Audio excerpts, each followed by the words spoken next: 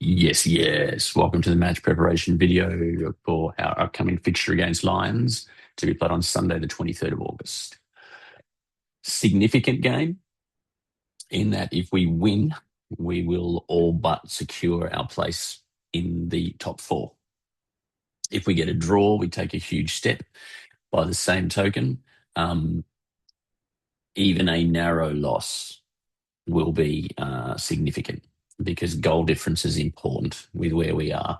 Coomera will be travelling to Ipswich to play Ipswich. Now, look, Ipswich are a handy side. We would on form expect Coomera to win that. However, Coomera do have some ineligible players that they've been playing. So if they rest those players, or if they play them and then end up getting penalised, that could be defining as well. In any case, our task is simple. Our task is simply to get the best result we can at Lions, and we will secure the best result we can at Lions by playing our football. Our goals will remain much the same. Our goal in terms of possession will be to retain the ball across multiple phases. We stretch them, we create opportunities, and then we break them, and then aim to score from those opportunities where we break their defence. In particular with Lions, they have played quite narrowly. Their game, and we'll talk about this in the video shortly, but their game is they have a back four, which they spread widely, but then they have three layers. So they have two defensive midfielders, two midfielders, and then two strikers. A lot of their game is lumping it up to their strikers up top. I don't think we handled their strikers particularly well the last time we played them.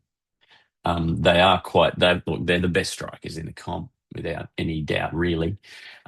So you can't afford to give them chances. You can't afford to blink because if you blink, then they will make you pay. So we'll move towards the plan. So the plan's going to be the same as always. We retain the ball. Okay, and we look to play football, retain the ball, we work the opposition over and then find opportunities. Those opportunities that we're seeking to create, we're trying to create good quality opportunities and then finish. Don't dither. If the opportunity is there, take it. We've been doing really well with that in recent weeks. Challenge 2 is our press. Our press is a critical aspect of our game because it wins us cheap possession in the opposition's third. And that also goes a long way towards keeping the physicality out of the game. Because if we're in possession, we can move the ball around and we can just run them around. And it makes it more, that denies them possession, gives us control of the game. And as we can see, it's very, very effective. The last time we played Lions, the result was not in any way, shape, or form, in my opinion, representative of the actual game itself. The first goal we conceded, I think we got ourselves tied in knots. I think Nick got caught out of possession. The second goal was a penalty, which was just a brain explosion, really, from Matt. It was pretty much his first touch. But we will talk a little bit about that because there were events, as is always the case, there's always events that lead to that. It's seldom a one isolated mistake that creates creates the opportunity. And then in the second half, they got a goal from a turnover of possession in the middle of the pitch. And we ended up having a centre backs couldn't get across to cover it, and then probably an ineffective save. And I don't actually remember the fourth goal, if I'm completely honest. And I'm not going to go back and look through it because it's not particularly relevant. As always, we will discuss the opposition. We've had a pretty good look at these guys. One of the problems I had in that first game was we didn't have any footage of the first half because whatever happened, we didn't end up getting that footage. Now, what I have to point out, their formation, and we'll cover this in the video, they've got their back four, but the rest of their formation is very narrow, and they just sort of go left to the right, trying to pin the opposition against the sideline where they can then win the ball and then break. As is always the case, we will have to stand up physically, because if we don't stand up physically, we're going to really struggle, as is always the case. And finally, their number 6, um, he plays in a bit of a pocket. And what he looks to do is what basically when they're defending, they get as many bodies as possible back. And then when the ball breaks, they either look to go directly long to their strikers, or if they can get the ball to their number 6, he looks to create space and go to the strikers. Suffice to say, a significant part of their game tactically is to get the ball to their strikers and unleash them into space.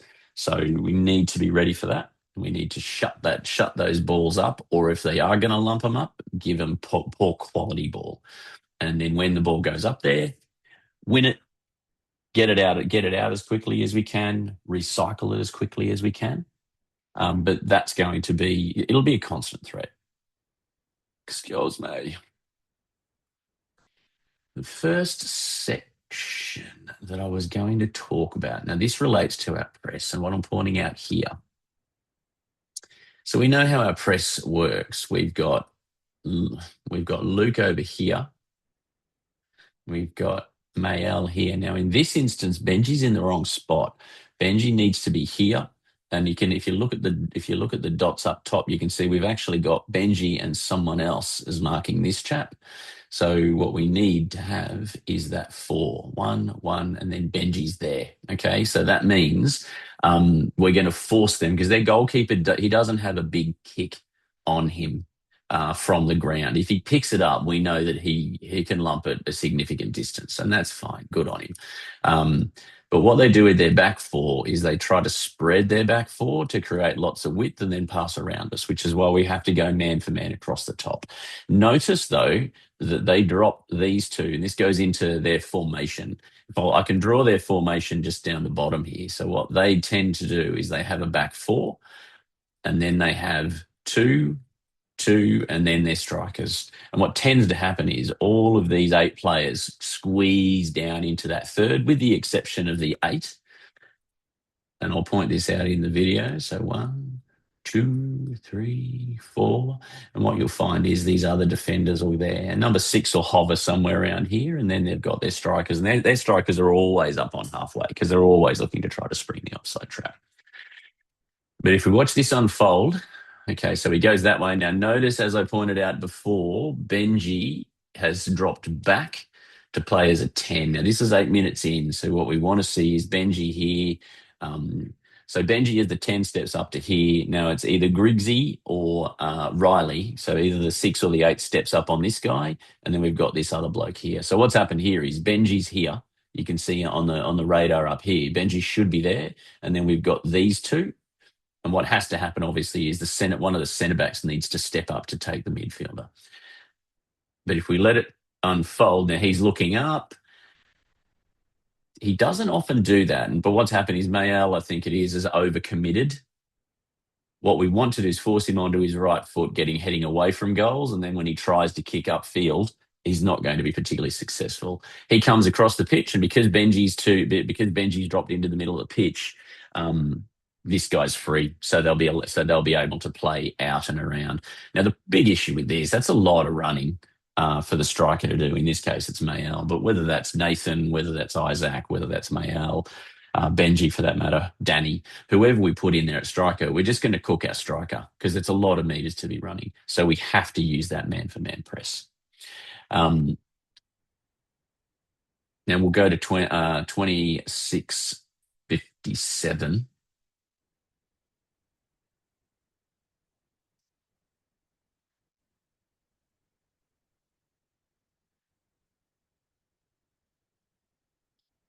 So this is perfect. Like, it's all perfect. You can see Griggsy's the one that has stepped right up to here, because Griggsy's quite tactically astute. But if we have a look at Benji, we can see Benji sitting in the middle of the pitch. Benji needs to step up, and this player here, I'm not sure who that is, needs to step up. So Benji's there, and what that then means is that they can't go back the other way.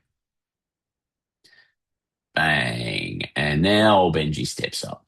Now, if Benji was in that position to start with, he's not taking on that pass because Benji's cutting it out and getting a shot on goal. So we need to sort this press out because it's really important.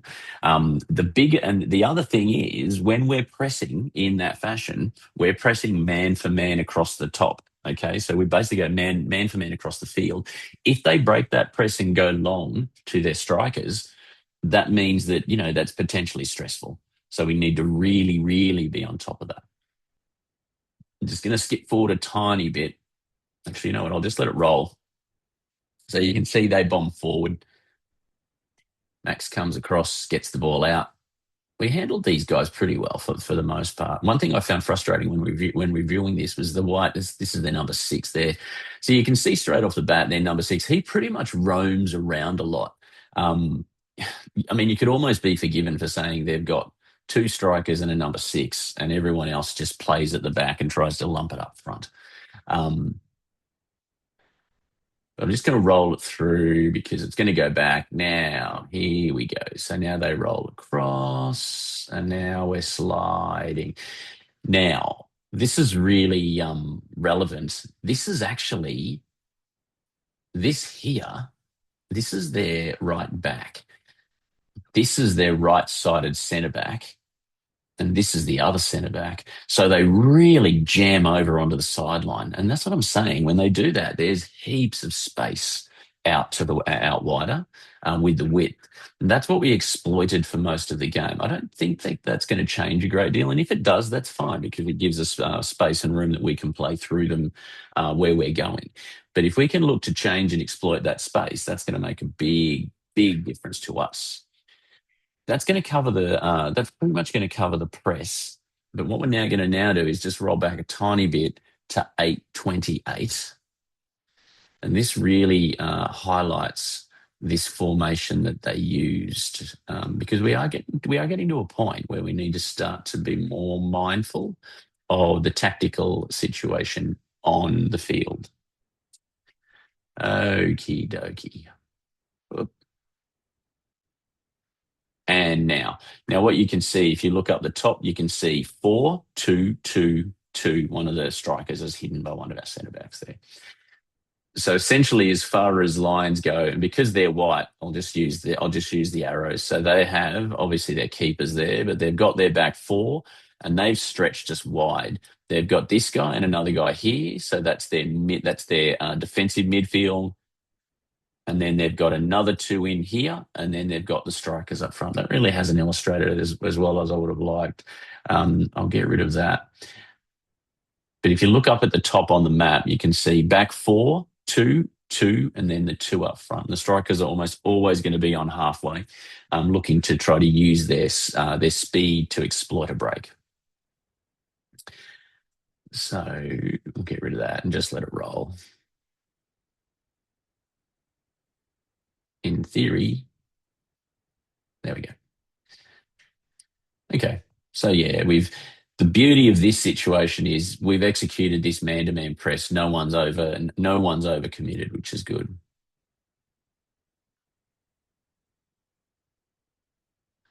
Okay, so they've almost broken, but once again we track back, and there's that space. So remember I was talking, they all jam over, and there's always heaps of space on the other side. So look for that space.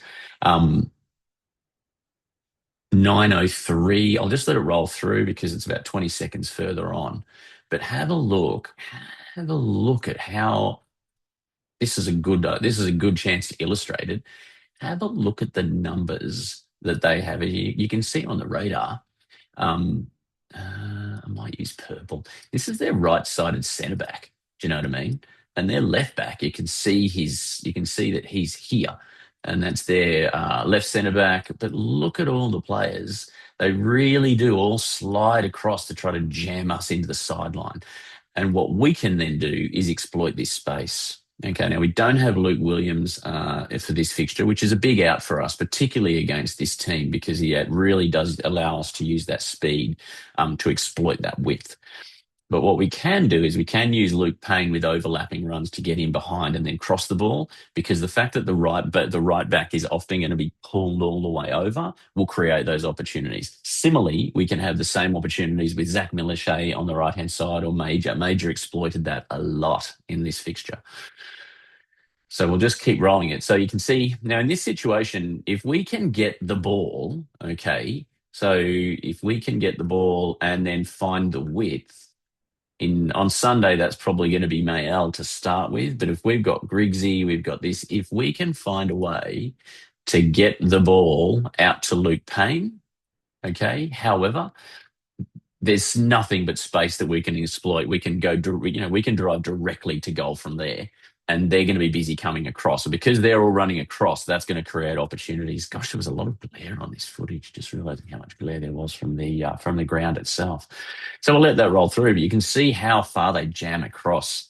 Like they're really, really, and then again, this is their right back, and their right back he's in the middle, like he's in the middle of the field. He's almost on the penalty spot, which it leaves half to two-thirds of the pitch available to use to exploit the space, which is really, really helpful. So that's something really, really important. They will give us space. If we can find the space, we can exploit it and advance the ball.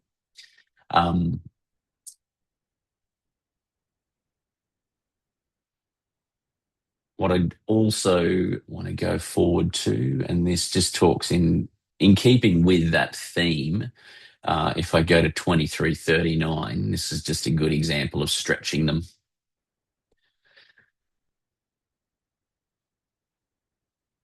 Okay. So we win the ball. Now, in this situation, what we can do, okay, so we've got Briggsy, we've got Lukey Payne here. We've gone straight, okay, into their numbers. But in this situation, pass to here, a pass out to there, a pass out, a pass to here. The point of the story is the space is out on the left-hand side. Now, look, it's not being critical of the player in question, because the reality is the player in question has got a lot to think about and a lot to do. But what can happen in this situation, Griggsy, loud call for the ball. Major saying pass left to Griggsy.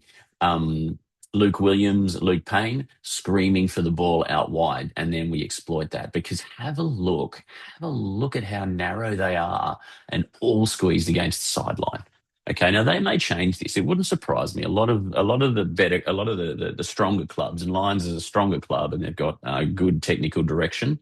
They will actually change formation and change the tactics that they teach their academies throughout throughout the season. So, for example, some clubs they play a different formation every 7 weeks, or some variation of that. But the point is they mix it up to allow the opposition, to allow the boys to learn different shapes, different tactics that they can then use in games. So use that space, okay, and communicate when the space is there so that we know when to go to the space. It's going to skip forward to 34:11. And I know it's tricky because particularly their strikers, they're big gangly things and they can move the ball, but we need to pick it. We need to mark them up, okay, because at the moment in this, off a throw in, it's different if the ball's coming to their feet, okay, but if the ball's not actually coming to their feet, so you can see here, we're giving them a lot of space, a lot of space. So in that situation, what we need to be doing is we need to be marking them. If that ball's coming to their feet, that's a different situation. Okay, then you don't want to overcommit because you don't want to let them roll you. But when the ball's up in the air, you don't have to foul, but we have a look. Oh my. Thank you. So it goes up. So that's it's just not really particularly helpful. But because they've got the space, he's got the time to try the fancy flick thing or bring it down or whatever else. And then once again, we haven't put any pressure on him, which has allowed him time to size the situation and just flick it up over the top to this boy. Now, look, we've diffused that. But my point is, we can be a little bit more focused on marking them up, okay, especially off throw ins, because they're not going to get good ball to their feet. And then you can create a sloppy ball, which we can then profit from. Finally, we're just going to have a quick chat. Something we do need to be mindful of. These guys they're not really a particularly, I don't consider them a strong, I don't consider them a particularly strong pressing team. I think it kind of sums them up a tiny bit. I'm not entirely convinced that they're big in terms of work rate. Okay, we need to go back a bit.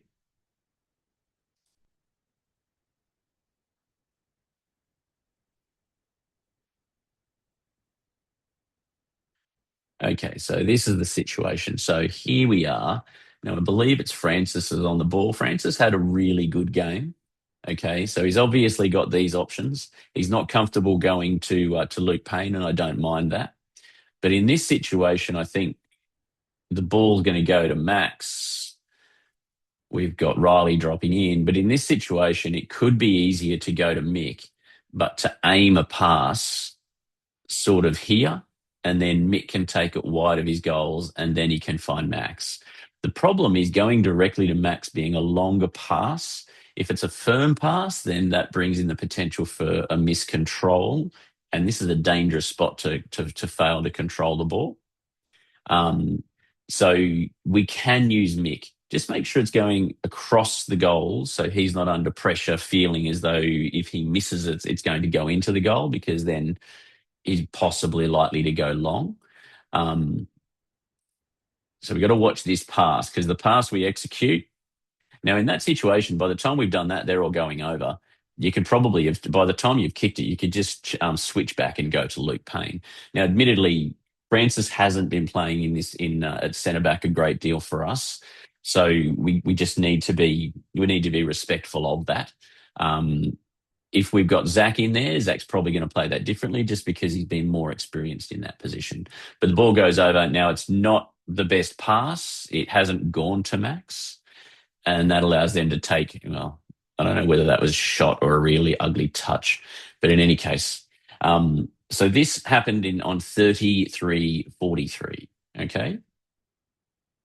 So we've had a scare, so to speak. We then make the change. I think I brought Griggsy off to give Griggsy a bit of a breather, trying to rotate everybody around, keep everybody fresh. And then we ended up with a similar situation. Matt's on the pitch. Okay, so there we are. Luke Payne finds Francis. So similar sort of situation, okay? There's nothing wrong with just getting rid and lumping it up. But this pass, so if we look at where it ends up, so it ends up at the top of the D, and that makes it very tough for Matt. Zachy has recognised that there's going to be pressure, so he comes across. Now, in this situation, Matt doesn't get to the ball. The ball's on the 18-yard line, so it's not the best pass, quite frankly. But that's okay. We can do some work on this at training and so forth. Zach's coming across. Now, the reality is we would have got away with this, okay, similar to us getting away with the earlier one. Unfortunately, Matt decides to grab a handful of the kid's shirt, which was just dumb. But the thing is, if Matt doesn't grab the shirt, Zach's coming across.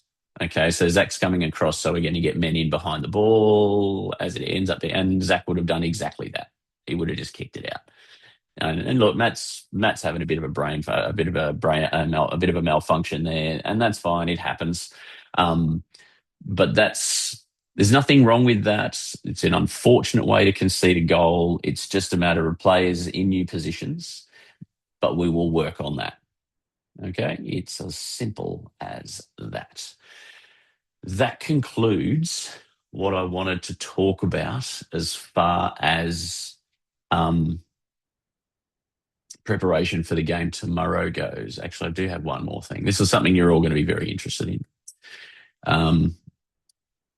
because this is the starting lineup. The starting lineup's pretty simple. We don't have Luke Williams. Luke Williams is away. And we don't have Danny because Danny's still returning from injury. We've got Isaac, Zach Miller, Shea, Hayden, and Francis. I'm unaware of any. They're all on the bench. I'm unaware of any under 15s being available, simply because I don't know what time they play. I will actually have a quick Captain Cook at I will have a quick Captain Cook at the availability. So, yeah, the only player I've got showing as being away is Luke. I don't have a confirmation one way or the other from Francis. So I believe Francis is available. But basically, the only change to our previous lineup is Mayel playing in on the left. This will actually work well. Mayel does prefer to play narrower on that left-hand side. So Lions is a good team to have him in there. Nathan will be starting. We plan to use Nathan in two short stints, broken by a gap of about 10 to 15 minutes, depending on how he goes, in the middle of each of the halves. Isaac will probably spend some time up front and very likely some time on the wing, giving either Will or Mayel a gap to give a breather or perhaps push them into a more central position. So that's the starting lineup. The last thing that I wanted to talk about, obviously, is to just calm everybody's thoughts with respect to the ladder. This is the state of play. All right. So we are currently 3 points ahead of Coomera, and we have a superior goal difference by 1. Okay. So what that means is they need to win to catch us, and then it comes down to goal difference. Significantly, they travel to Ipswich. Okay. Now, I don't think that Ipswich I don't think it's a fait accompli that they travel to Ipswich and beat Ipswich, because Ipswich are a decent side. Coomera should be without some players due to suspension. And quite frankly, if those players do play, then there will very likely be something said of that, because they've got. I think they were arguing that the player who should have been suspended in the last game wasn't suspended because one of his cards was obtained in under 18s. Doesn't matter where you get the cards; they all count in your age group. Suffice to say, he got a yellow card in the last game anyway, so there's no doubt whatsoever. So he shouldn't be taking place, and if he does take place, there's the potential. Well, they should lose any points they gain. Whether Football Queensland enforce that or not is a different matter. We obviously have Lions. We defeat Lions, and I don't see that Coomera will catch us, because Coomera obviously have Lions next week. And look, yes, Lions don't travel as well as what they could, especially the bigger trips, but they've got some proper players up top. They'll be coming into the finals. They'll be really up for it. While we host North Lakes at home. The last time we played North Lakes, I think we had one on the bench. We had more players out than I can think of. We played a significant part of the second half with 10 players. So, and we had just overall had a really poor game. But playing us at home at full strength, and we will be at full strength in round 27, that's a very different ball. That's a very different proposition. So, like I said, if I'm of the opinion that we are actually playing for third, because if we can get 4 points from our remaining 2 games, notice that we are equal on points with Sanford. If we can get 4 points, I don't see Sanford getting any more than 3 points from their last 2 games. So that would give us third place and an away semi-final, and a semi-final to North Lakes. And I think that any of the teams in the top 4 we can beat at full strength if we play football. So basically, boys, I think the mental approach we have is we are trying to run down Sanford in third place. And to do that, we want to get as many points as we can from our last 2 games. 4 points will do it. 3 points. 3 points will do it, but it will leave it to chance to some extent, because it will depend on what Coomera can or cannot do in their last games. So let's just go out, take it in our own hands, get points against Lions, get points against North Lakes, preferably a win, and then see where we end up going into September. Get rid of that. I'll get rid of that. So, boys, sleep tight. I will look forward to seeing you tomorrow morning. Reminder, we have a 10 o'clock kickoff. Trev will get the tile out later on this morning. And let's go to Lions and make a statement. Like, let's just go there and just play our football and let the result take care of itself.